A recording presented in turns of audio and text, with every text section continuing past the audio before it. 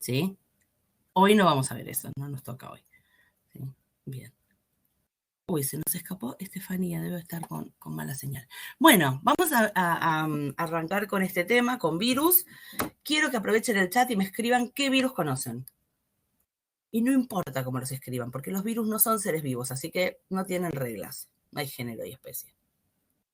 A ver, ¿qué encontramos? La familia de los herpes, el HPV, la familia de las hepatitis, el COVID, gripe, VIH, influenza, HIV. ¡Wow! ¿Cuántos que conocen? Qué bueno.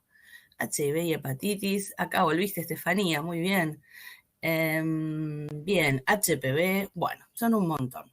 Algunos los conocen porque son muy comunes, otros los conocen porque recibieron o alguien cercano a ustedes recibió las vacunas, y otros los conocen por la enfermedad. Fíjense que gripe, seguramente ese virus tendrá otro nombre.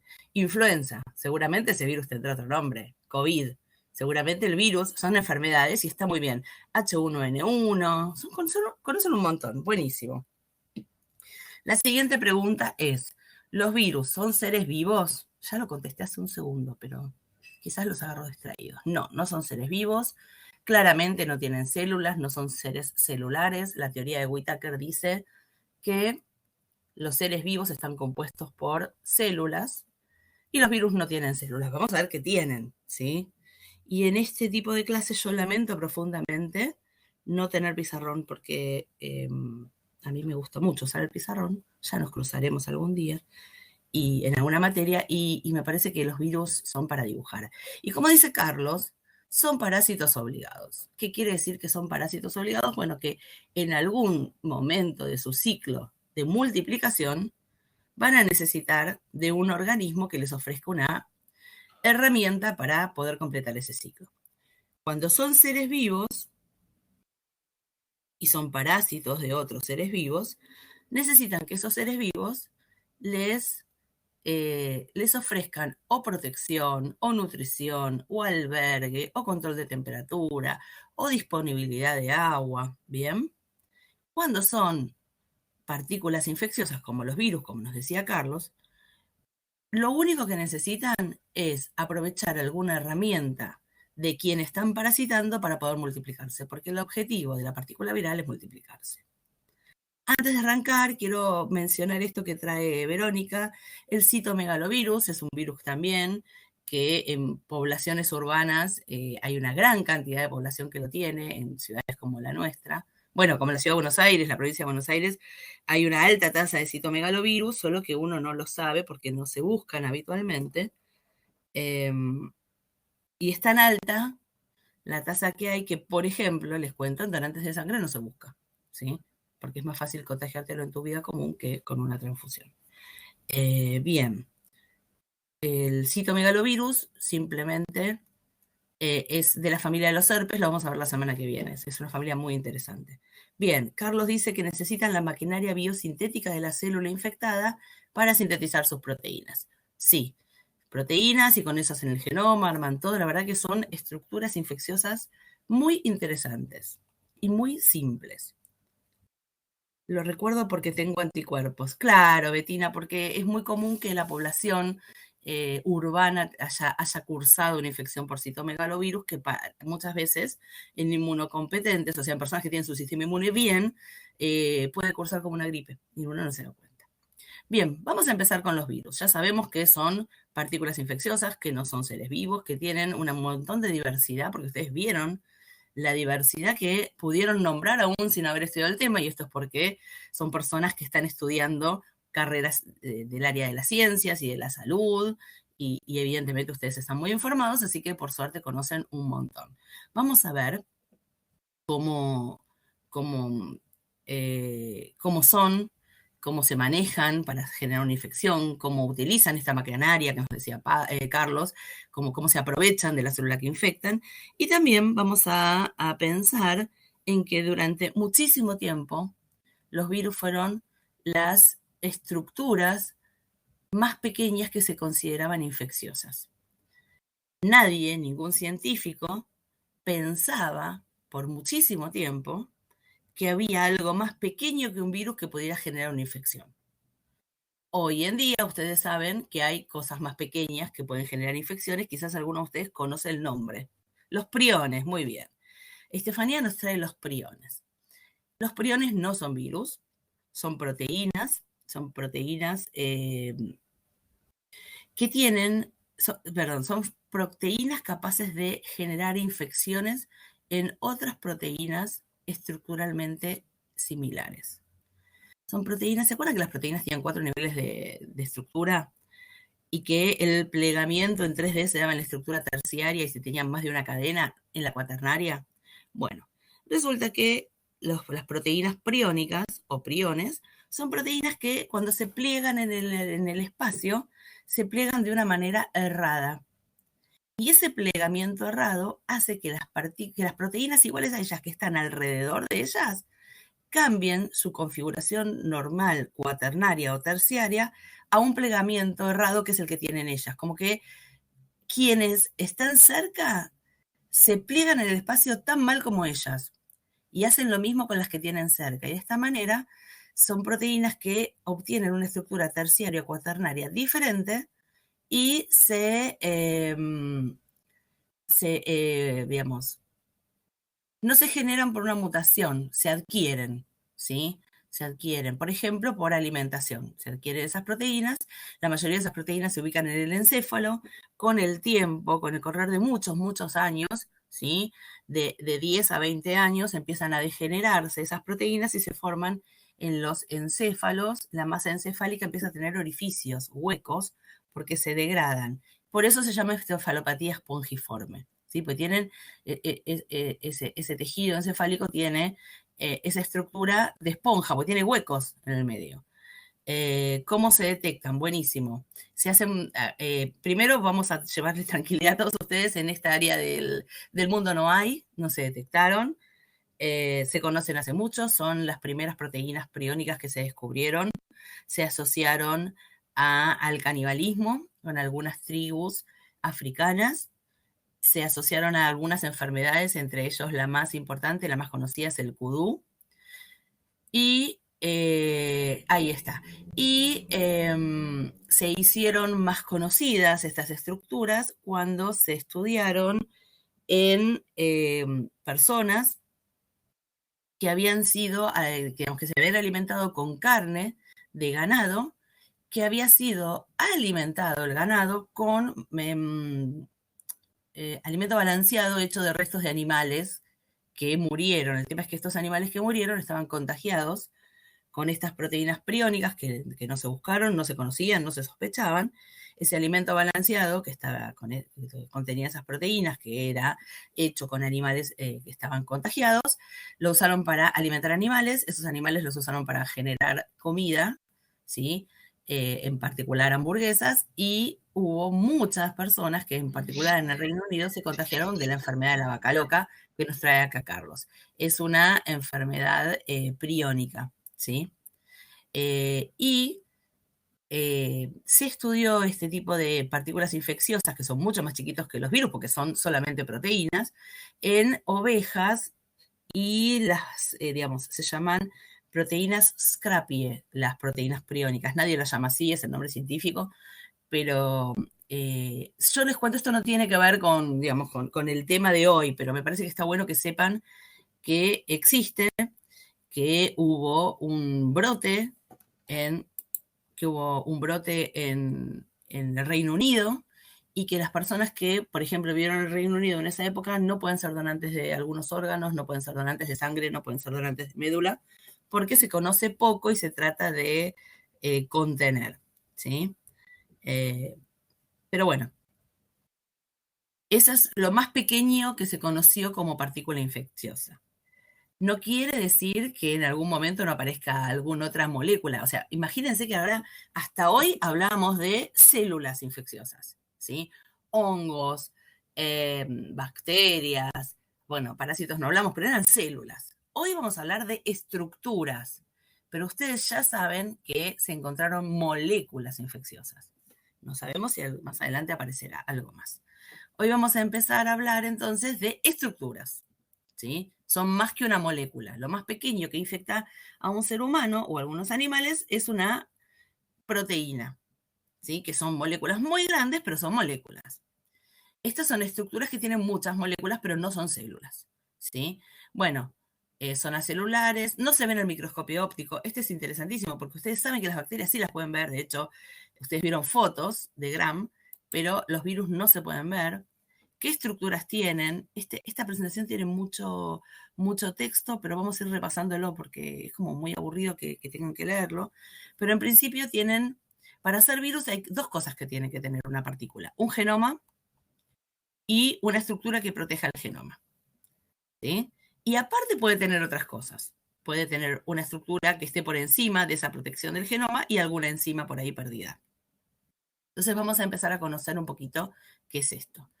Todos los virus tienen genoma, que puede ser de ADN o que puede ser de ARN. Y acá la primera diferencia con los seres vivos. Nosotros no tenemos la información genética guardada como ARN. Los virus sí, ¿sí? Y esa información genética de ADN o de ARN está protegida por una estructura que se llama cápside, ¿sí? Que es íntegramente de proteínas. A veces esas proteínas pueden tener también hidratos de carbono, pero son proteínas. La cápside, imagínense como una cajita que protege el ADN o el ARN de ese virus. Y acá hay otra gran diferencia con los seres vivos. Los seres vivos, que solamente tenemos ADN como información genética, no lo tenemos protegida en una estructura de proteínas, ¿sí? Los eucariontes lo tenemos protegida en una estructura que es una bicapa fosfolipídica encima doble, que es el núcleo, ¿sí? De una célula eucarionte. Las bacterias ni siquiera tienen que proteja el ADN más que su estructura celular. Pero ellos tienen, todos los virus, no existe virus que no lo tenga, tienen una cápside, que es una estructura de proteínas, ¿sí? Esto puede ser todo para un virus, y este virus, si tiene solo genoma y cápside, lo voy a llamar virus desnudo. Y si por fuera de la cápside tiene una estructura más, lo voy a llamar virus envuelto. Es como que está envuelta la cápside. Para un virus desnudo, lo más externo que hay es la cápside proteica. ¿Sí?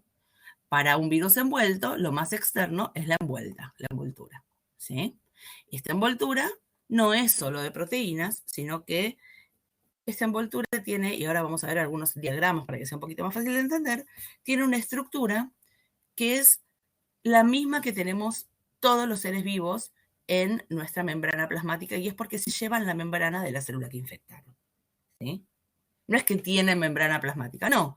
Cuando infectaron una célula, algunos virus, que son los virus envueltos, se llevan la estructura de esa célula y generan la envuelta con eso y le agregan unas proteínas que son... no es el core, no. Dame un toque. Les decía, es una envuelta, que es una bicapa fosfolipídica que tiene insertadas proteínas que tienen información, que se hacen con información viral. Carlos me pregunta si eso es el core. No. Cuando un virus es envuelto, lo que llamamos core es a la cápside, ¿sí? A la estructura de la cápside, que a veces puede ser más sencillita. En general es muy sencilla y algunos, como el HIV, la tienen un poquito más complicada. Pero no, el core es la parte que tenemos más para adentro, ¿sí? Bien. Antes de que desfallezcan todos, vamos a mirar un esquema, porque es muy difícil entenderlo así. Los virus todos tienen genoma, que puede ser de ADN o de ARN. Por fuera del genoma, todos tienen una cápside, todos. Y para algunos virus, que se llaman desnudos, eso es todo. Y para otros virus, que se llaman envueltos, por fuera tienen una bicapa fosfolipídica que tiene proteínas virales. La bicapa se la llevan de la célula que infectaron y las proteínas las sintetizan con información genética viral. Estos virus que tienen estas tres estructuras se llaman envueltos, ¿sí? Sin envueltas se llaman desnudos, con envueltas se llaman envueltos. Se mataron, pero para nosotros es más fácil estudiarlos, así que no nos vamos a quejar. Bien, esto así armado, ya sea un virus desnudo o un virus envuelto, es una partícula viral. El nombre correcto de una partícula viral es virión. Cuando yo hablo de un virus, no puedo, la palabra virus no me define si la partícula está totalmente ensamblada o no. Cuando yo quiero hablar de una partícula infecciosa que esté totalmente armada, ensamblada, voy a hablar de virión, ¿sí? Bien. Y ojo, no confundir, y esto es algo que está bueno que lo sepan, no lo confundan con viroide, ¿sí? Un viroide, por las dudas, un viroide es una porción de ARN, solo material genético, ARN, que es infeccioso para algunas plantas. Eso es un viroide. Un virión es un virus armado. ¿Bien? Sí, estamos descubriendo cosas chiquitas que infectan. Bien. Los virus, como no son seres vivos, como no tienen células, no pueden replicarse de forma autónoma. Necesitan infectar a alguien y usar la maquinaria. Son ocupas. Entran a una célula, le sacan lo que tienen, toman el comando de esa célula, hacen lo que ellos quieren y se van. ¿Eh? No dejan que las funciones celulares, excepto las básicas, sigan adelante. ¿Sí? Copan toda la estructura celular a su favor. ¿Bien? Entran, invaden, hacen una multiplicación digamos, de sí mismos, como que arman un ejército y se van. ¿Sí?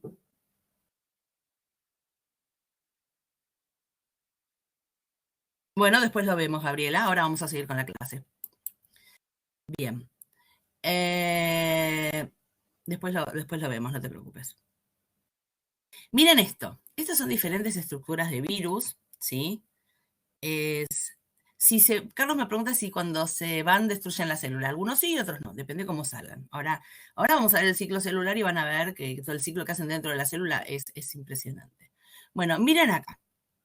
Hay muchos, estos son todos virus, ¿sí? Que infectan diferentes tipos de seres vivos, ¿sí? Este gigante de acá, ¿sí? Este gigante de acá es el poxvirus. Es el virus de la viruela, ¿sí? Por ejemplo, es de esta familia. Fíjense el tamaño que tiene este virus, están todos en escala, ¿eh? Con respecto a este que está acá, ¿sí? Que es pequeñito, muy, muy, muy pequeñito, ¿lo ven? Este es el virus de la hepatitis A. Yo no es que los mire y los reconozca a todos, pero este esquema es muy conocido, son virus con ARN, ¿sí? Y acá el más pequeño es la familia Picornavirus, ¿sí? Como este es el poxvirus, la familia poxvirus, este es la familia de Picornavirus, no sé si está acá abajo anotado, G, H, N, O, D, O, acá dice un FAO, ¿sí? Bien, después, esto que ven acá, que parece un Pathfinder o una cápsula, no sé, de esas que se mandan al espacio, es un bacteriófago, ¿sí? Tiene una estructura muy distinta. Este es el virus de la rabia, tiene una estructura muy diferente, tiene forma de bala. Hay algunos que son conocidos por eso, ¿sí? Pero nadie se va a estudiar estas estructuras. Esta les va a sonar, quédense tranquilos que esta les va a sonar. No es parecido al HIV-LE, no, ni un poquito, no. Esto siempre es un bacteriófago, cuando tiene esta estructura mixta. De hecho, este tipo de bacteriófago se llama T-par porque tiene estas proyecciones parecen patitas que son en realidad proteínas. ¿Sí? Pero no se parece, ya vas a ver que tiene una estructura re distinta. Pero bueno, ¿qué me interesa? Que vean la diversidad, que vean las diferencias de tamaño y que vean, es la estructura más famosa, dice Betina, sí, que vean, miren la escala. Estamos hablando de micrones, ¿sí? Así como hablábamos de bacterias de nanómetros, estos son 1000 veces más chicos que una bacteria, ¿sí? Micrones. Bien, acá el tamaño es del orden de los nanómetros, por eso no se pueden ver al microscopio, y sí se pueden ver al microscopio electrónico, que es, digamos, una técnica un poco más complicada de hacer de rutina, no se hace. Bien, ¿qué virus existen? Los virus se pueden clasificar de muchísimas maneras. Por ejemplo, una que ustedes ya se dieron cuenta que era virus desnudos y virus envueltos. Otra, sí, virus con genoma ADN y virus con genoma ARN. Y otra es de acuerdo a la célula que infectan, al ser vivo que infectan. Entonces tenemos virus animales, que infectan animales, por ejemplo los que nos infectan a nosotros, virus de plantas, virus de bacterias. Y aparte, se pueden generar, estos son todos virus naturales, y aparte, para todos estos se pueden hacer virus artificiales que se recombinan en los laboratorios para que infecten a cada uno de estos hospedantes diferentes. Bien. Esa es otra forma de clasificarlos. Acá era otra, que hablábamos del genoma, y acá quiero dar un pasito más con el genoma. Nosotros ya sabemos que hay virus con ADN, hay virus con ARN. Ninguno puede tener los dos ácidos nucleicos al mismo tiempo. Solo los seres vivos tienen los dos ácidos nucleicos al mismo tiempo. Ellos no pueden. O ADN o ARN. Y ahora tenemos dos diferencias con respecto al genoma. Perdón, tres. Uno, lo tienen protegido por una estructura proteica que se llama cápside. Los seres vivos no. Dos, pueden tener su información genética en forma de ARN. Los seres vivos no. Tres, tienen solo un tipo de genoma. No pueden tener los dos juntos al mismo tiempo. Los seres vivos sí. Bien. Vamos a seguir sumando diferencias. ¿Por qué? Porque tanto el ADN como el ARN, depende del virus, y siempre en el mismo tipo de virus es igual, pueden ser monocatenarios o bicatenarios. ¿Esto qué quiere decir? Que el ADN puede ser monocatenario o bicatenario. Y que el ARN puede ser monocatenario o bicatenario. Bien. Los seres vivos no tenemos ARN bicatenario. Y no tenemos ADN monocatenario. ¿Sí? No, esto no es una diferencia enorme con respecto a los seres vivos. Ahora, hay algunos virus que tienen una sola copia de ADN, hay algunos virus que tienen dos, lo mismo con el ARN. Acá Carlos nos dice que los retrovirus, y nadie se me suicide porque no vamos a ver retrovirus hoy, pero en particular los retrovirus son virus como el del HIV y otro que no es tan famoso, pero que también es muy importante que lo conozcan, es el HTLV. Son virus que tienen el genoma en ARN y tienen dos copias iguales. No tienen ARN bicatenario, tienen dos copias iguales del mismo genoma. ¿Sí? Bien. Nosotros, no, los seres vivos habitualmente no tienen dos copias de lo mismo. ¿Sí? Exactamente igual, a menos que se esté multiplicando. Hay virus como los retrovirus que naturalmente tienen dos copias iguales. Bien. Otra diferencia, y se los voy adelantando hoy, ya que hablamos de los retrovirus, les cuento otra diferencia de otro virus, como para ir entrando en tema. El virus de la hepatitis B, por ejemplo, es un virus que tiene genoma de ADN. Tiene una sola molécula de ADN bicatenaria. Pero una de las hebras es entera y la otra es parcial. Nunca se termina de hacer. ¿Sí? Los seres vivos no tenemos moléculas mono y bicatenarias al mismo tiempo de genoma. ¿Por qué les cuento esto? Para que vean la diversidad que tienen, ¿sí? Y las diferencias tan grandes que tienen con los seres vivos. Bien, puede ser lineal o puede ser circular el genoma de los virus, y al lineal yo le voy a agregar que puede ser fragmentado, lo pueden tener en pedacitos, ¿sí? Y este circular, ¿sí? Redondito, por ejemplo, el de la hepatitis B, que ya lo decía recién, es ADN bicatenario, pero incompleto, es circular. Bien, y otra gran diferencia, antes de que se me escapen todos, por favor, parece muy difícil, pero no es difícil. Hay algunos virus que tienen su ARN listo para usarse como mensajero. Vieron que nosotros pasamos del ADN, hacemos el ADN, el ARN mensajero, ¿sí? En la transcripción. ¿Sí? Pasamos de ADN a ARN, y ese ARN es directamente leído por los ribosomas, ese ARN mensajero. Bueno, hay virus que tienen el antisentido, o sea que su genoma es la secuencia contraria al mensajero. ¿Sí? O sea que los ribosomas no lo pueden leer. Bien, como los ribosomas de las células que infecten leen en un solo sentido, ¿sí? No lo pueden leer, van a tener que sintetizar el mensajero. ¿Sí? Son todas estas particularidades que tienen estas partículas infecciosas. Acá tienen un resumen, ¿sí? De todo lo que les fui diciendo recién. Es muy compleja la parte del genoma. El resto no es tan complejo, Estefanía. Pero el complejo del genoma sí, porque nosotros estamos acostumbrados a ver toda la parte de estructura genética, perdón, de información genética, sigue el dogma central de la biología, ¿sí? Que es la información fluye desde el ADN a la proteína. ADN, ARN, proteína. Y no vas para atrás. Bueno, ellos van para atrás. no siguen esa estructura porque no son seres vivos. Entonces, nos encontramos con muchas particularidades. Esto es para que tengan ejemplos y para que vean la variedad. Este simbolito significa fago, ¿sí? Lo van a ver muchísimo en este tema. Bien, ¿qué es la cápside? La cápside viral, que no es la cápsula bacteriana, y por favor, no se nos confundan, la cápside viral es una estructura que está formada con proteínas, y esas proteínas se agrupan en grupitos de A5, de A6, formando estructuras que se llaman capsómeros. Y yo voy a ver si puedo, si está acá. Sí, miren. Esta es una cápside, ¿sí? Fíjense que tienen estructuras repetidas, mantienen siempre la misma simetría.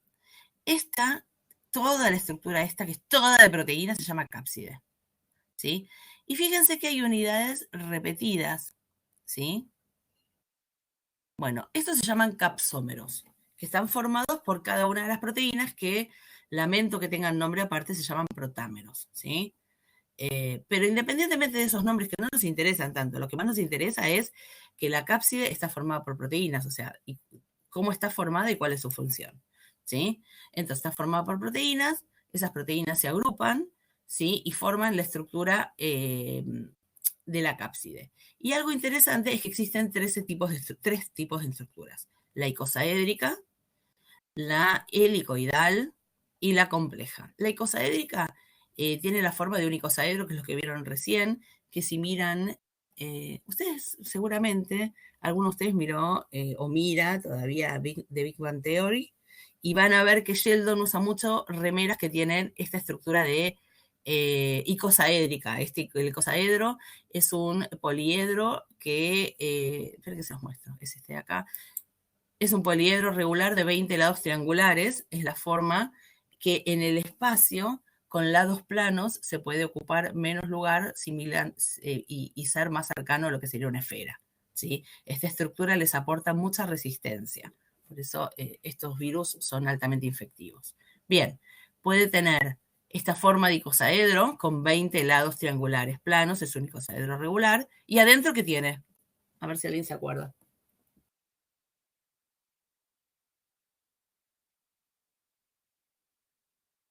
El genoma. Muy bien, Claudia. El genoma. Sí, señora Oriana, el genoma. Hay algunos virus que aparte tienen algunas enzimas que necesitan para empezar su multiplicación, y a veces las tienen adentro de la cápside también. ¿Bien? Pero sí o sí tienen que tener el genoma. Acá tenemos estructura icosaédrica. Acá tenemos estructura helicoidal, ¿sí? Es como la espiral de los cuadernos universitarios. Este es el virus del mosaico del tabaco, ¿sí? Este es el mismo virus. Es una estructura helicoidal donde las proteínas, fíjense, se van ensamblando uno al lado del otro alrededor del genoma, que es lo que protegen. Y después tenemos las estructuras complejas, ¿sí? Como el bacteriófago, ¿sí? El bacteriófago, Betina nos decía que era una estructura famosa, ¿sí? Que tiene, miren, cabeza, cuello, cola, placa basal y fibras, todo de proteínas, y acá adentro está el genoma. Y esta es otra simetría compleja. Lo recordás como el artefacto, totalmente, sí, sí, parecen los módulos lunares a veces, sí, los anteriores a los rover. Bueno, esta es una estructura compleja, ¿sí? El poxvirus es así, el virus de la rabia, son estructuras diferentes, ¿sí? Independientemente de la estructura que tienen, eso puede ser todo y tenemos un virus envuelto, o pueden tener por fuera una estructura más que la envuelta, que se arma con diferentes membranas que tenga la célula. Algunos se llevan siempre la membrana plasmática, otros se llevan siempre la membrana del Golgi, otros se llevan siempre la membrana nuclear, ¿sí? La realidad es que los virus envueltos no tienen información genética para sintetizar fosfolípidos para armar una membrana. Ellos se la llevan cuando se van, ¿sí? Lo que sí le agregan son las espículas. Las espículas son proteínas de origen viral, esto quiere decir que están codificadas en el genoma del virus y se insertan en la membrana, ¿sí? Entonces, Un virus envuelto tiene genoma, tiene cápside, ¿sí? Tiene una envuelta fosfolipídica que se la llevó del hospedante y le agregó, le pinchó en la envuelta espículas que son proteínas de origen viral. Este es el virus desnudo, este es el virus envuelto. Todos los virus desnudos siempre son desnudos. Todos los virus envueltos siempre son envueltos. Las espículas orianas son proteínas que la información genética para sintetizarlas está en el genoma del virus. Por eso se dice que son proteínas de origen viral. O sea, son proteínas que se van a sintetizar dentro de la célula eucarionte o procarionte con la maquinaria de esa célula, pero la información es del virus. Y el virus las se insertan, en una membrana que tiene la célula. Y después, cuando la partícula se va así armada entera. Se lleva alguna de las membranas de la célula que infectó con todas las espículas insertadas dentro de la membrana. Bien. ¿Los virus envueltos son más resistentes? No necesariamente, porque piensa que si este virus tiene todos fosfolípidos por acá por fuera, que es lo que más externo, lo que más protege a la partícula, y yo los trato con alcohol, el alcohol va a disolver rápidamente los fosfolípidos, en cambio este va a ser más resistente al alcohol. Así que tenga una estructura más no necesariamente dice que sea más infeccioso, ¿sí? Bien. Es muy buena la pregunta. Este va a resistir más la desecación que este, porque la membrana fosfolipídica, al tener esos movimientos de los fosfolípidos, ¿se acuerdan que tenían 3 movimientos de los fosfolípidos? El flip-flap, la rotación, la inversión. Para eso necesitan agua. Un virus que se empieza a deshidratar porque quedó en la mesada de un laboratorio y va a perder su capacidad infecciosa. ¿Sí? Quizás este dure más horas. Entonces, eso depende cómo vos lo trates, ¿sí? Bien, la realidad, y esto para, digamos, llevar un poquito de idea, la realidad es que la mayoría, no todos, por supuesto que no todos, la mayoría de los virus infecciosos animales son envueltos, la mayoría de los virus infecciosos de plantas son desnudos, pero por supuesto hay de los dos para los dos. Y para las bacterias, los bacteriófagos. Bien. ¿Cómo se pueden clasificar los virus de otra forma? Bueno, dijimos por los huéspedes, por la morfología, por el ácido nucleico, por si tienen o no enzimas. ¿Qué enzimas van a tener? Miren, los virus son muy chiquitos, no van a tener una colección de enzimas, van a tener las que necesiten para iniciar la replicación de su genoma.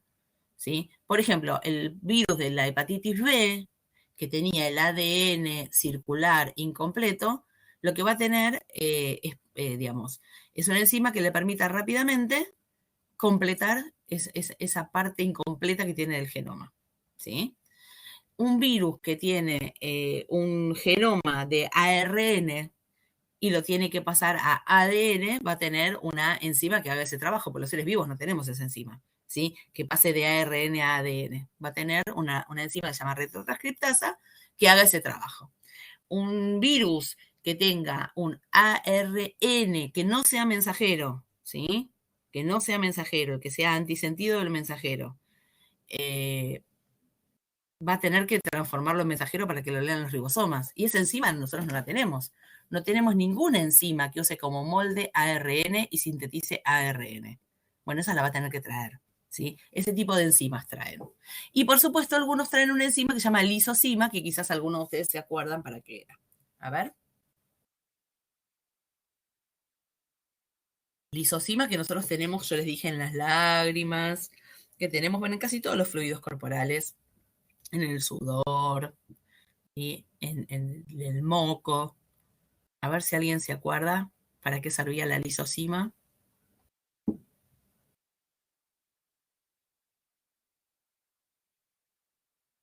Si no se acuerdan, no pasa nada, ¿eh? Pero veo que son muchos los que están tipeando.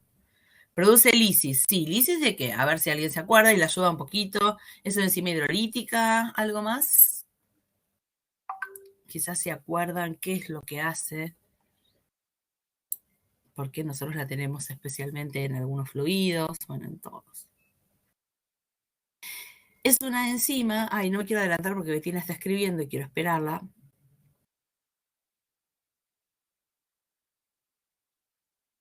Está en el plásmido de las bacterias. No, se te cruzó, pero no tanto. Son enzimas que son capaces de lisar el peptidoglucano, ¿sí? Son enzimas hidrolíticas que lisan el peptidoglucano, por eso nosotros las tenemos en tantos fluidos.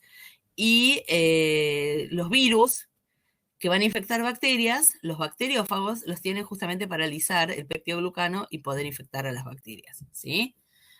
Así que no son barreras, son enzimas que hidrolizan las uniones beta 1,4 del peptidoglucano. Bien, ¿de qué otra forma se pueden clasificar? Bueno, por las enzimas, dijimos, por dónde se multiplican dentro de la célula que infectaron, porque algunas se van a multiplicar en el citoplasma y otras se van a multiplicar en el núcleo. Depende de qué, y depende de lo que necesiten aprovechar de la célula que están infectando. Y también se clasifican por las enfermedades que producen. Algunos producen enfermedades autoinmunes, algunos producen enfermedades eruptivas, algunos producen diarreas, ¿sí? Esa es otra forma de clasificarlas. Bien, taxonomía. Acá tenemos una novedad. Nosotros hasta ahora vimos seres vivos, todos con género y especie, ¿sí? No vimos partículas infecciosas. Y las partículas infecciosas no tienen género y especie. Se clasifican en familia, subfamilia y el género y especie viral, ¿sí? Nada se escribe con mayúscula, con cursiva, no. Familia termina en viridae. Por ejemplo, la familia de los herpes se llama herpes viridae, ¿sí? La subfamilia de los herpes, que por ejemplo sería una familia alfa, es alfa herpes virinae. Y el género y especie sería herpes virus, ¿sí? Así se clasifican. Nadie les va a preguntar esto, ¿sí? Pero bueno, si van a ir a los libros o van a ver publicaciones científicas, en cuanto a la taxonomía, las van a encontrar así, ¿sí? En general, cuando uno habla de los, no sé, hepatovirus son los virus que van a la hepatitis, los herpes virus son los virus de la familia del herpes, ¿sí? Es una forma de nombrarlos, pero no nada más. Bueno, hay 56 familias, nosotros vamos a estudiar solo una, que es la de los herpes.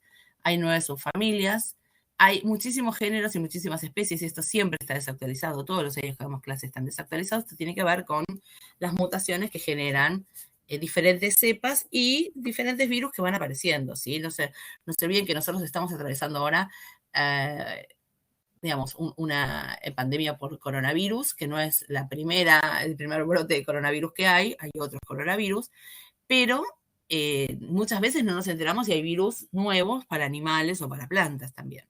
Así que, bueno, esto de las especies va cambiando bastante. Bien, acá tienen un resumen, ¿sí? Acá tienen un resumen, nosotros igual de esto fuimos hablando y vamos a seguir hablando, ¿sí? Ahora vamos a seguir hablando, pero eso es a modo de resumen como para que puedan verlo. Bien, ¿pueden ver esta imagen? Yo la veo un poco más pequeña de lo que la recordaba. Y esto es porque nunca uso la presentación, sino que dibujo en el pizarrón. Bueno, no importa, bien. Empecemos por acá. Esto es una partícula viral. ¿Este virus es desnudo o es envuelto?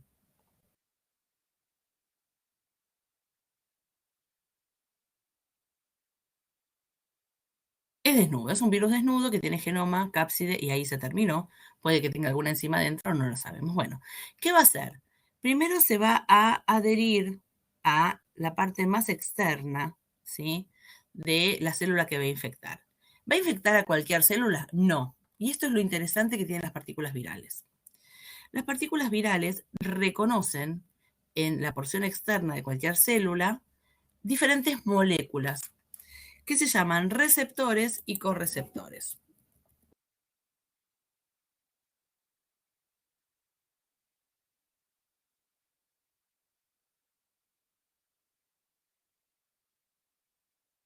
Los receptores o los correceptores, a veces lo van a encontrar escrito así, depende de dónde venga la traducción del libro que usen, son moléculas. Moléculas que están ahí, no están ahí para ser receptores y correceptores de virus, sino que están ahí porque tienen una función fisiológica, ¿sí? O sea, están ahí porque tienen una función. Pero los virus son capaces de reconocerlos y unirse de manera covalente, generando una unión muy fuerte, ¿sí? Y esto es el modelo que se conoce como llave y cerradura. Una molécula que tiene el virus en su porción más externa, que en este caso es la cápside, puede reconocer a una molécula que está en la porción más externa de la célula y unirse de manera específica, ¿sí? ¿Y a qué se va a unir de manera específica? Bueno, a aquella molécula que esté en una célula que le ofrezca la maquinaria que ella necesita para multiplicarse. No se va a unir a cualquier célula, ¿sí? Por eso, no todos los virus infectan todas las células, ¿sí? Sean de plantas, sean de animales, sean bacterias, no importa.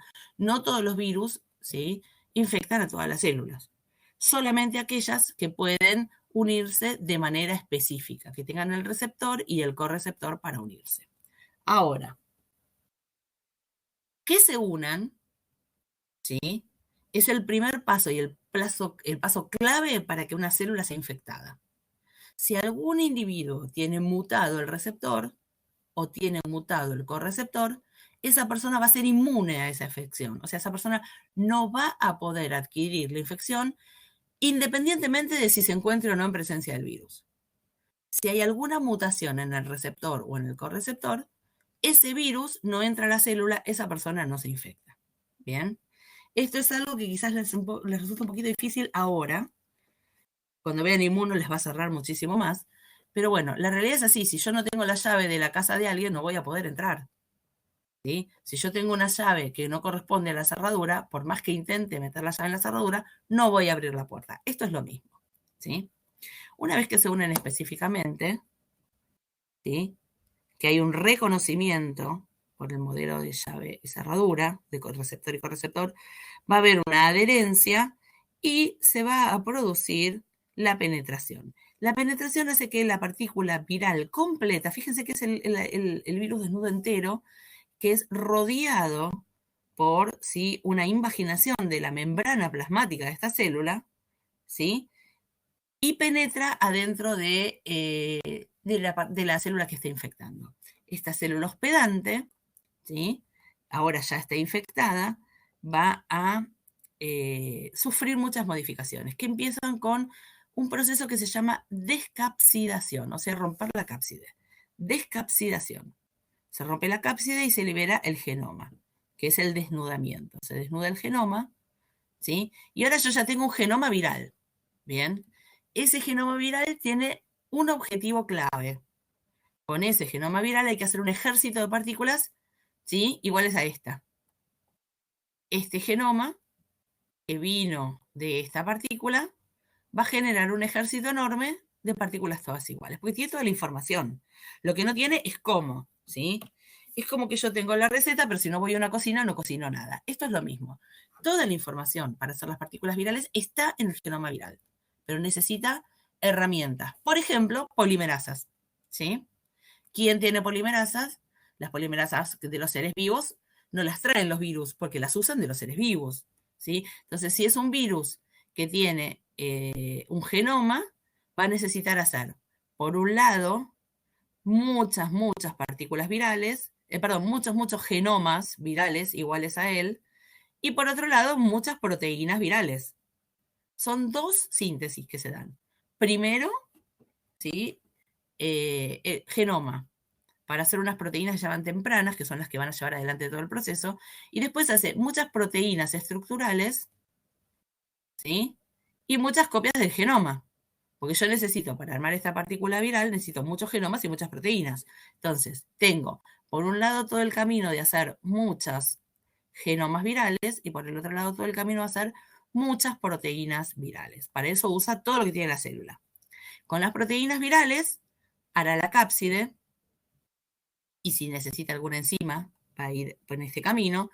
Y con los genomas, una vez que estén listas las cápsides, se va a producir, ¿sí?, el cierre, la conformación de la cápside entera con el genoma adentro, ¿sí? El empaquetamiento, ¿sí? Se da el ensamblaje de la cápside, el empaquetamiento al mismo tiempo del genoma y la partícula ya está lista.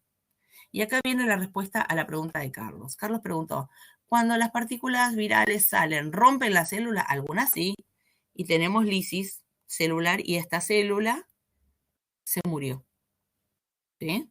Tenemos lisis y sale un ejército de partículas virales que va a buscar otras células iguales a esta. o no, pero que tengan los mismos receptores.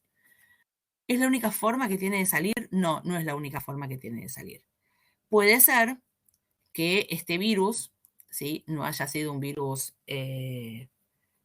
desnudo, ¿sí?, y que sea un virus envuelto. Entonces, si es un virus envuelto, lo tengo acá, va a producir la parte externa de la envuelta, se va a unir, ¿sí?, con mucha afinidad a la membrana plasmática, se va a producir la fusión de membranas, porque acuérdense que la envuelta era una membrana fosfolipídica, entrará el genoma, que va a hacer todo este camino, pero en vez de salir por acá, hago muchas partículas virales y muchas proteínas, inserta las espículas en alguna membrana, empaqueta el genoma y sale por brotación o por gemación.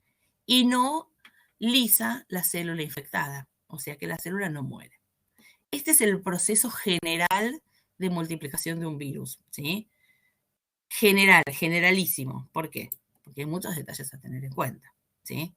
Perdón, antes de ver los detalles a tener en cuenta. ¿Hasta acá vamos bien? Bien.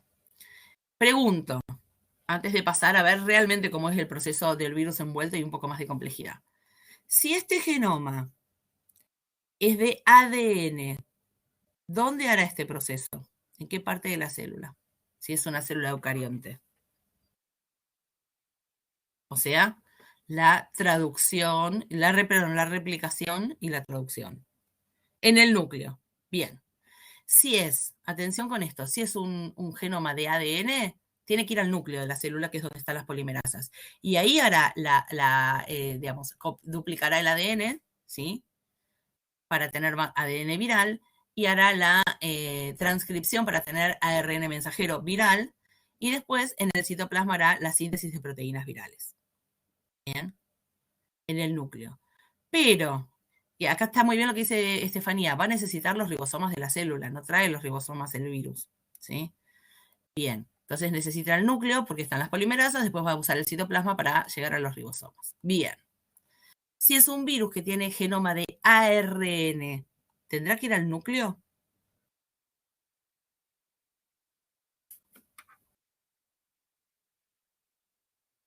A ver, muchos me dicen que no. Bien. Yo les voy a decir, depende de qué ARN tenga. Por ejemplo, si tiene ARN que se puede usar directamente como mensajero, directamente va a, ¿cómo es? Va a hacer las proteínas virales, va a traer su enzima, va a copiar el ARN, usando como molde de ARN, en el citoplasma y va a usar los ribosomas para hacer las proteínas. Bien. ¿Qué pasa si es un virus que es ARN, ¿sí?, pero en su ciclo pasa a ADN? Y ahí va a tener una enzima que lo pase a ADN, que es una retrotranscriptasa que la trae él, como el VIH, y va a tener que ir al núcleo, porque va a tener que usar después la polimerasa, ¿sí? Entonces, depende de qué tipo de ARN. En principio, la respuesta a ustedes es absolutamente correcta. ¿Para qué iría hasta el núcleo si no necesita una ADN polimerasa que esté en el núcleo? Todo lo que necesita lo puede usar en el citoplasma, ¿sí? Y de hecho es lo que ocurre con la mayoría de los virus. Bien, vamos a ver un poquito más profundo este proceso, ¿sí? Acá tenemos la partícula viral, ¿sí?, que puede entrar acá porque se fusionan las membranas, ¿sí?, y entra por endocitosis, o porque se absorbe y entra sin la envuelta, pero en definitiva, entre como entre, lo primero que va a pasar va a ser la descapsidación y la liberación del genoma, ¿sí? Fíjense, ¿sí? Yo voy a tener la liberación del genoma. Voy a replicar muchos genomas y aparte voy a hacer muchas proteínas virales con los ribosomas, como nos decía recién Estefanía, usa los ribosomas de las células pedante. Tenemos muchas proteínas, tenemos muchos genomas y se puede dar la brotación, ¿sí?, porque se envuelve con la membrana plasmática, ¿sí?, que puede ser así, pueden salir virus desnudos o envueltos por exocitosis, y así, cuando los envuelve, son virus envueltos. ¿Pueden lisar la célula? Sí, pueden lisar la célula como veíamos antes, pero lo que les quiero contar es que este proceso de insertar las espículas, ¿sí?, que se inicia en el Golgi, puede hacer que se lleven membrana del Golgi, membrana del retículo endoplasmático, membrana nuclear, ¿sí? Membrana plasmática. ¿A qué voy con esto? Cada virus se lleva siempre la misma membrana del mismo lugar. Siempre. Entonces, ya se sabe que tal familia de virus se lleva la membrana del núcleo, que tal familia de virus se lleva la membrana de, como es de plasmática, ¿sí? Y le insertan, por supuesto, las espículas virales. Ahora, hay virus de la familia de los arenavirus, como el virus de Junín, estoy poniendo cualquier cosa acá, el virus de Junín, que es un virus argentino que se da en el noreste de la provincia de Buenos Aires, perdón, noroeste, que es un virus envuelto y cuando se envuelve en el retículo endoplasmático, se lleva la envuelta al retículo endoplasmático y adentro le quedan ribosomas. Por eso se llama esta familia arenavirus, porque al microscopio se ve como que tuviera arenilla adentro. No es ninguna estructura que le sirva, porque no le sirven los ribosomas. Pero cuando se produce, digamos, cuando se genera la envuelta, se envuelve también eso y salen, y toda la familia tiene eso. ¿Sí? Mira, acá tienen otro esquema que lo que me interesa destacar de este esquema es esto. ¿Sí? Tengo el genoma del virus siempre pasa mensajero, a menos que el genoma ya sea el mensajero. Con ese mensajero se hacen proteínas y se hacen las proteínas en 3 instancias. ¿Sí?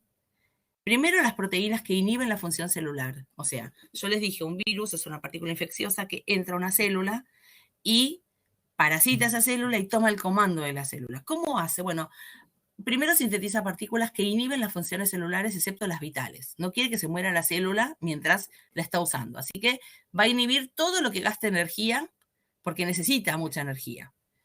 Una vez que inhiba todo eso, va a empezar a hacer las proteínas estructurales, ¿sí? Y después va a hacer las proteínas que son enzimas, ¿sí? Algunas enzimas para llevarse y otras enzimas para acelerar la replicación.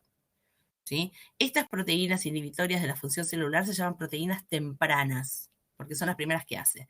Estas proteínas estructurales se llaman proteínas tardías, porque primero inhibe la célula y después empieza a trabajar para hacer un ejército de él mismo. Bien, este es el ciclo celular que tienen, bueno, es el ciclo celular porque lo hacen dentro de una célula, no porque ellos sean células, ¿sí? A ver, voy a esperar que Betina está por escribir algo.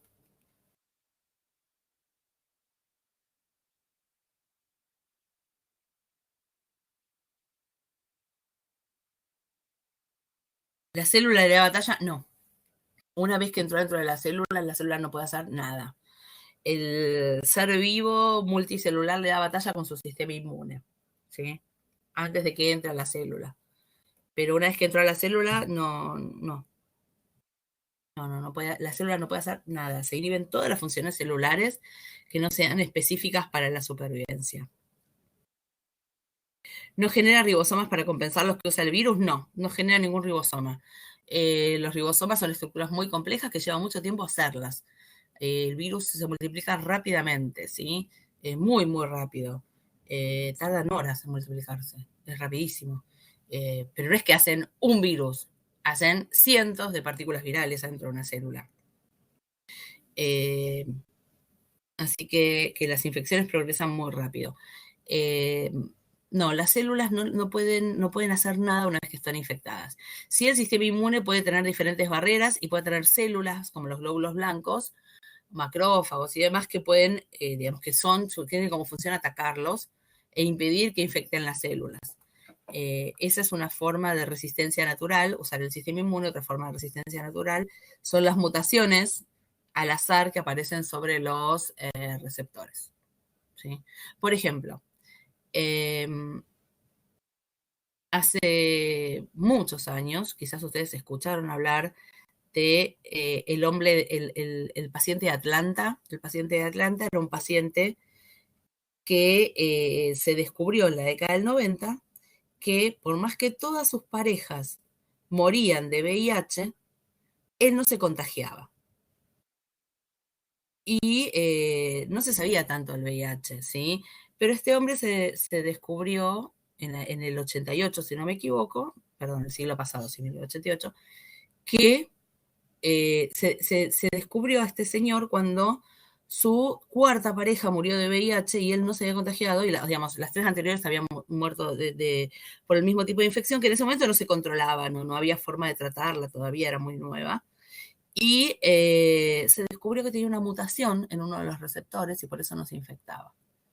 De ahí en más se empezaron a buscar más individuos que tuvieran esa mutación. No es una mutación muy frecuente, pero se encontró. Y de hecho, la primera persona que está publicado que se curó de VIH es un paciente estadounidense que vive todavía en Alemania, que necesitó un trasplante de médula ósea porque desarrolló una leucemia, y sus hematólogos consiguieron una médula compatible que tuviera esa mutación.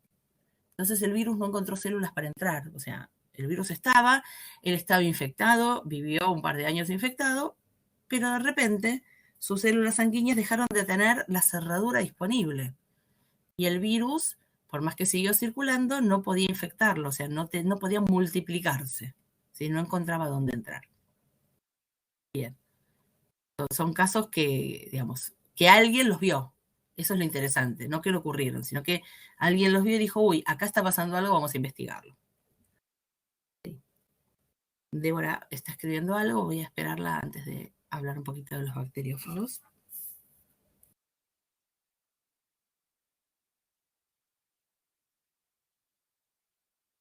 Algo de eso se piensa con...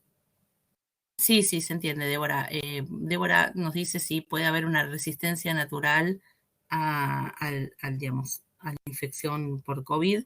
En general, para casi todas las partículas virales se encuentra, el tema es que para todas no se busca, se encuentran algún tipo de mutación que hace que no pueda entrar a la célula y genere resistencia natural, ¿sí? Así como las bacterias tienen como resistencia natural quizás en su genoma la información para lisar el anillo beta-lactámico de las penicilinas, por ejemplo, o de las beta-lactámicos. O sea, hay bacterias que naturalmente sintetizan beta-lactamasas, hay individuos que naturalmente tienen mutada alguna molécula, ¿sí? Y eso hace que sean inmunes a determinados microorganismos, también a los virus, sí. Sí, sí, sí. De hecho, hay un estudio muy, muy grande en Italia, y no me voy a ir digamos, por las ramas, pues ustedes saben que me voy por las ramas. Con respecto a lo que dice Débora, hay un estudio muy, muy grande en Italia que están mapeando diferentes genomas de individuos de comunidades que tuvieron alta prevalencia de contagio de COVID, individuos que no se contagiaron previo a la vacunación, y están intentando encontrar esto que dice Débora, la resistencia natural, ¿sí? Bien. Con la peste negra sí se encontró, se buscó después, obviamente, y sí se encontró individuos que eran homocigotas para una mutación, no se habían infectado, heterocigotas habían pasado una infección más leve, y homocigotas para la no mutación eran los que morían, ¿sí? Sí, la verdad es que estaría buenísimo que se controle y que podamos nosotros recuperar nuestros espacios, es verdad.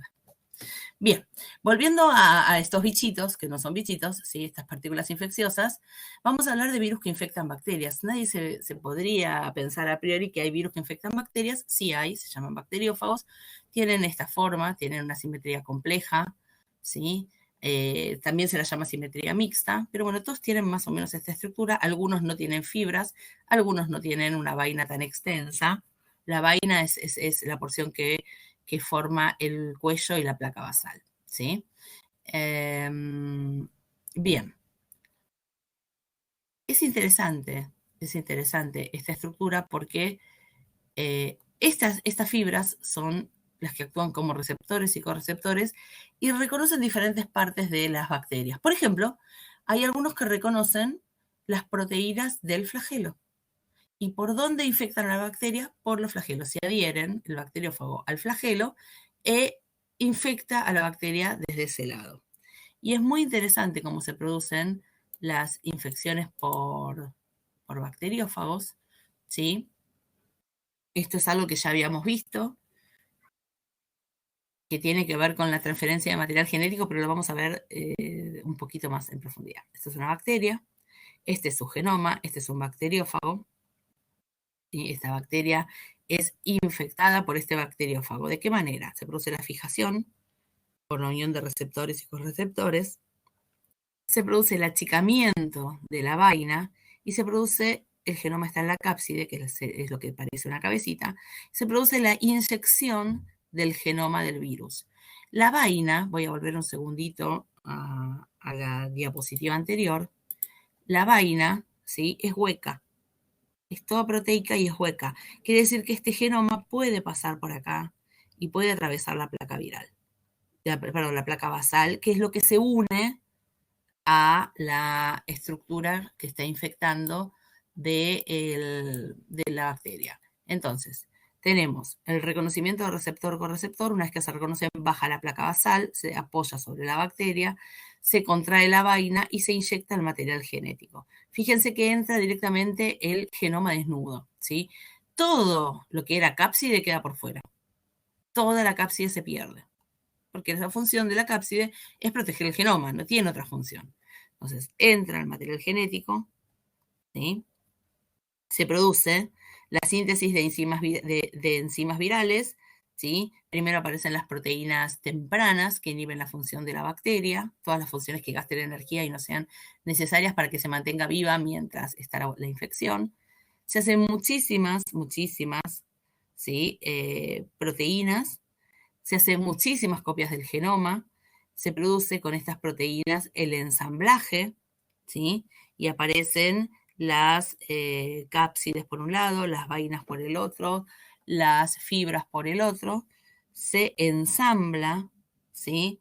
Perdón, primero se encapsida el genoma viral, o sea que las cápsides, antes de hacer el ensamblaje total de la cápside, tienen estas cabecitas, tienen ya el genoma, después se produce el ensamblaje total de las partículas virales y después se produce la lisis que libera todo este ejército que va a buscar otras bacterias.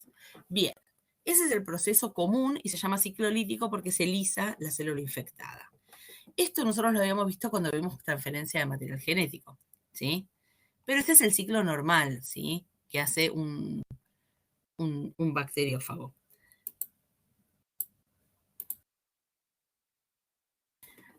Acá, simplemente para que nadie se me desespere, tenemos el ciclo lítico, que es el que vimos recién, ¿sí? Acá tenemos un bacteriófago, acá tenemos el ADN viral, ¿sí? Acá tenemos el cromosoma bacteriano. El cromosoma bacteriano, ¿sí? Y el fago están al mismo tiempo, esto es muy importante, no es que este se inhibe, no se usa, pero se mantiene, ¿sí?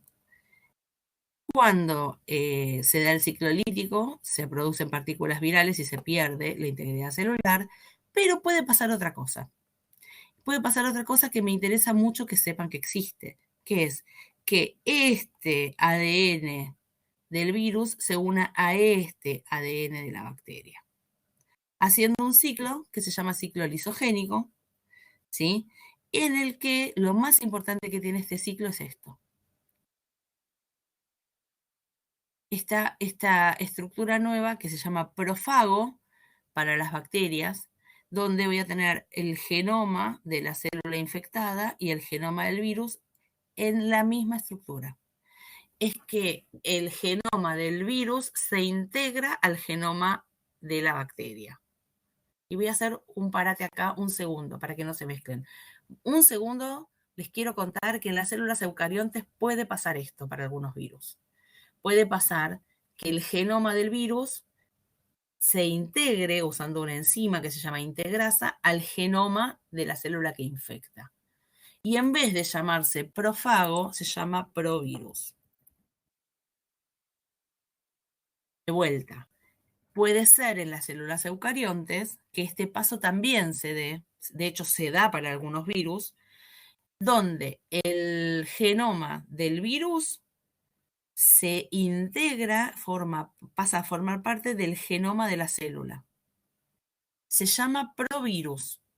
Y la ventaja que tiene que el genoma viral esté dentro del genoma de la célula es que ese genoma se va a multiplicar sin lastimar la célula todas las veces que la célula se multiplique. Miren esto.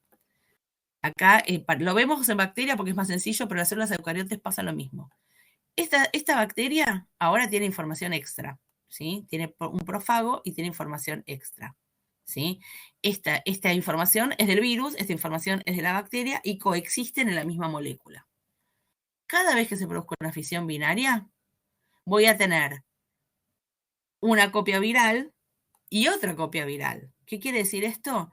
Que cada vez que yo tenga multiplicación celular, voy a tener el doble de información viral.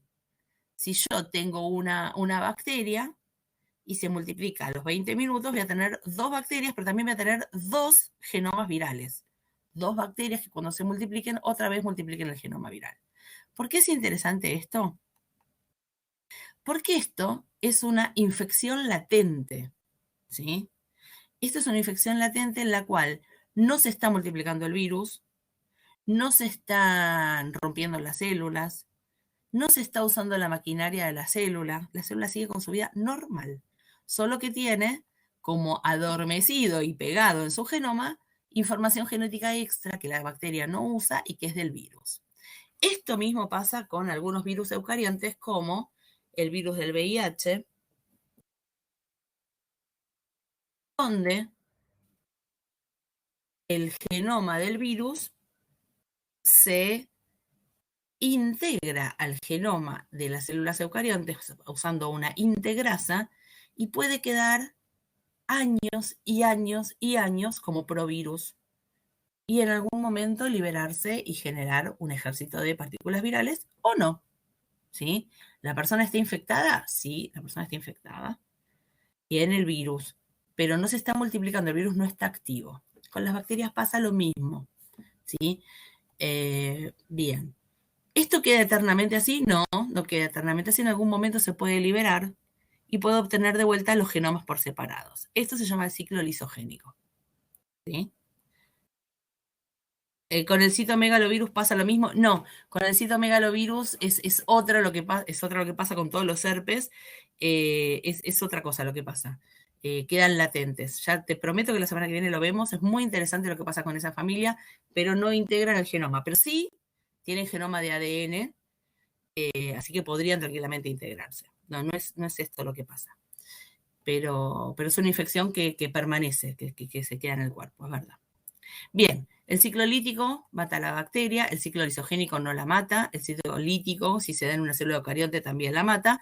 Si se da este ciclo de incorporar el material genético del virus, se llama provirus en una célula eucarionte, pasa, ¿sí? Y en algún momento se van a liberar y voy a tener de vuelta los dos genomas por separados.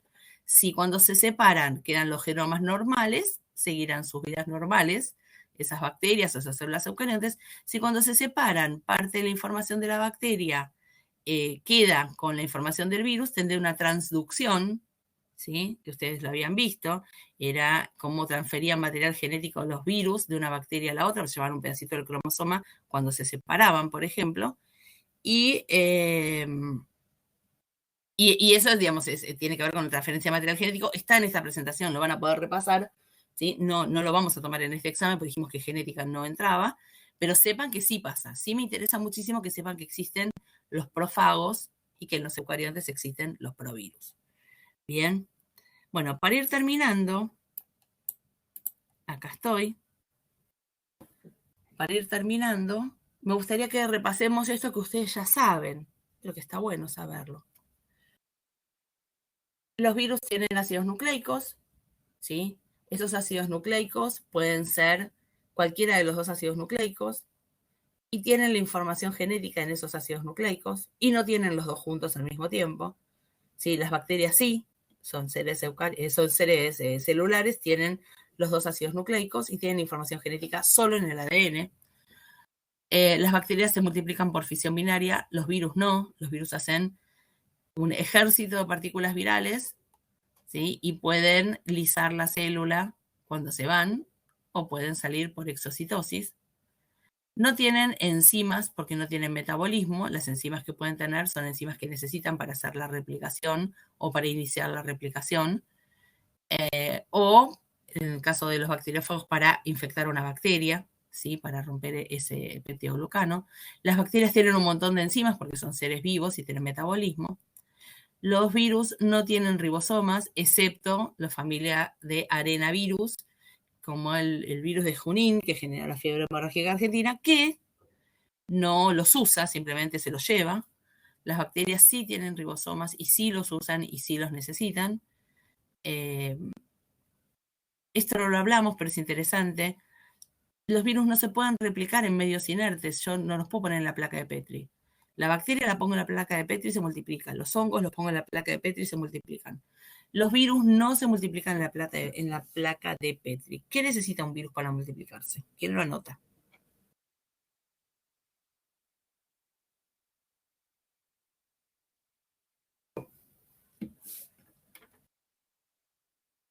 Una célula. Una célula. En realidad, para multiplicarse es una infección, necesita un huésped. Pero si yo lo quiero cultivar en el laboratorio, necesito una célula. Una célula que tenga los receptores que haga que ese virus le infecte. Pero yo, cuando quiero cultivar virus, uso tejidos, ¿sí? Uso cultivos celulares, ¿sí? No hay otra forma de multiplicar virus. Entonces, por ejemplo, podré usar una placa de Petri con bacterias si quiero estudiar virus que infectan bacterias. Y lo que veré es, podré hacer un césped, como hablábamos en el antibiograma, hacer un césped, incorporar el virus, y si ese virus infecta esas bacterias, cuando crezca ese césped tendré pedazos blancos que se llaman calvas o placas en el medio. Entonces tendré toda la, digamos, la placa llena de bacterias, como si fuese un césped, y tendré halos, que se llaman calvas, como los que nos hacía el antibiograma, ¿se acuerdan? Donde las bacterias fueron infectadas por los virus y se murieron. Bien. O si no, tendré botellas de cultivo con células eucariontes para cultivar los virus, que es la forma común, ¿sí? En un medio de cultivo líquido se ponen las células, se deja que las células se multipliquen y se estudian los virus. Y los virus tienen algo muy interesante que se llama efecto citopático.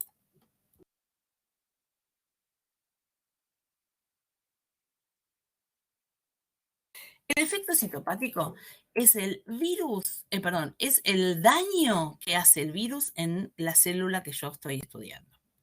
Es el mismo daño que hace, es el mismo daño que hace en el individuo que infecta.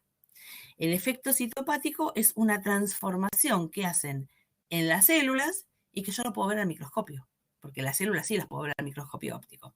Antes de avanzar en esto, quiero responder la pregunta de Betina. Betina pregunta qué pasa con las células que no se lisan. No, sobre la placa de Petri solo puedes estudiar las bacterias, y las bacterias sí se lisan cuando sale el virus, ¿sí? Las bacterias sí se lisan, entonces ves los blancos, ves los halos como cuando hacías el antibiograma. O sea, ves todo crecido y ves los espacios sin crecer, porque son bacterias.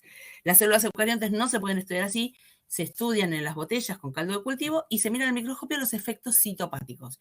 ¿Qué es un efecto citopático? Por ejemplo, hacer que precipiten barras de cromatina o hacer que las células unan sus membranas plasmáticas. Entonces voy a tener muchas células unidas con muchos núcleos, ¿sí? O hace que las células crezcan y aumenten un montón de tamaño.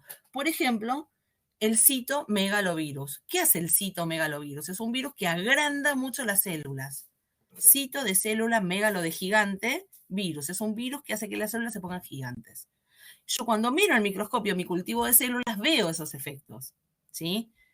Cuando miro un virus que seguramente lo conocen, el virus sincicial respiratorio que genera influenza, ¿qué veo? Veo sincitios. Sincitios son grandes estructuras de muchas células que entre ellas fusionaron sus membranas plasmáticas. Entonces yo veo una estructura gigante con muchos núcleos en el medio. Y por favor no se lo confundan, pero se lo pueden imaginar como las hifas de los hongos que no son tabicadas, las cenocíticas, ¿sí? Que tengo una estructura gigante de muchas células sin tabique, o sea, sin membrana en el medio. Esos efectos citopáticos son los que se usan para identificar los virus en el laboratorio, por ejemplo, los cultivos virales. ¿sí? ¿Por qué? Porque no lisan las células, pero les hacen algo. Entonces yo puedo ver ese algo y de esa manera identificar o sospechar o confirmar qué tipo de virus es. Bien. Entonces, ¿se replican en medios inertes? No. Necesitan células para replicarse. Y yo, para estudiarlos, necesito cultivarlos en células. ¿Sí? Las bacterias, por supuesto que sí se replican en medios inertes. Y el tamaño es muy pequeñito. ¿Sí? Y esto está al revés. Nanómetros son las bacterias y micrones son los virus. Miren, nunca me he dado cuenta porque casi no uso la presentación. Bueno, está al revés, ¿sí? Son muy pequeñitos los virus con respecto a las bacterias, si no, no podrían infectarlas. Bien, hasta acá llegamos. Acá se nos terminó la presentación. Hasta acá llegamos con esta presentación. No sé si alguien quiere comentar algo.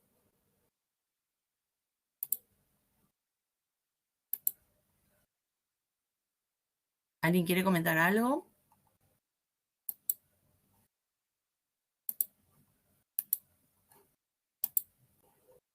¿No? ¿Estamos bien? Sí, los virus son muy interesantes porque son partículas diferentes, es algo distinto.